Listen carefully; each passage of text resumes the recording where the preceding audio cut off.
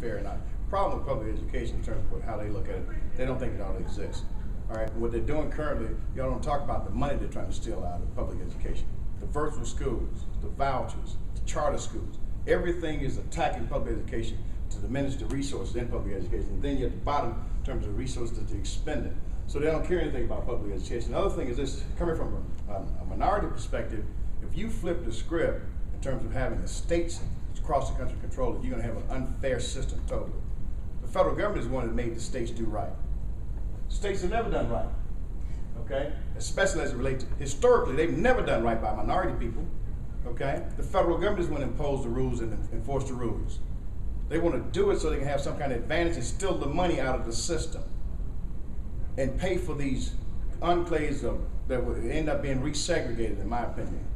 Because public education is funding now, they're trying to figure out how to backdoor fund private education, because private education is so extremely high today.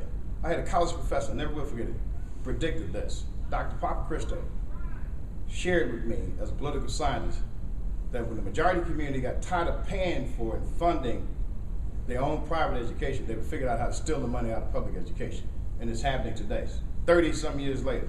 But he predicted it, okay? And it's an onslaught to steal the money. They don't give a doggone about kids in public education at all. They've made statements that they would like to see the DOE go away at the federal level. How are you going to run a country and you don't have educated people? How are you going to run a country with just part of your people educated? We have to figure out how to educate all of our kids.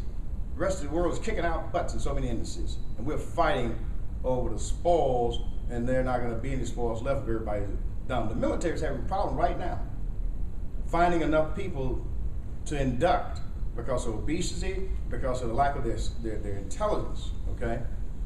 So, breathe, okay? But I'm not for it. I love Lamar Alexander, but I'm not for it at all. All right, any further questions?